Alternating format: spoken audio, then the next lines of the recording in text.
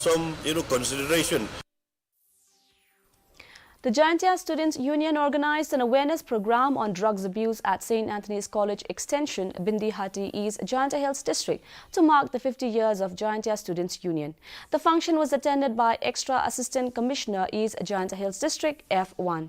The program was chaired by the General Secretary JSU Trebor R. Sushen in the presence of Father George Linkoy, Principal, St. Anthony's College Extension, Rini Beth Patlong from Mi Mintudu Community Social Welfare Association gave an insight through a presentation into the problems associated with drugs in a society and how to make a society drug-free society. The awareness program was attended by school students from St. Anthony's College Extension, Bindihati and Cleriot Higher Secondary School, amongst others.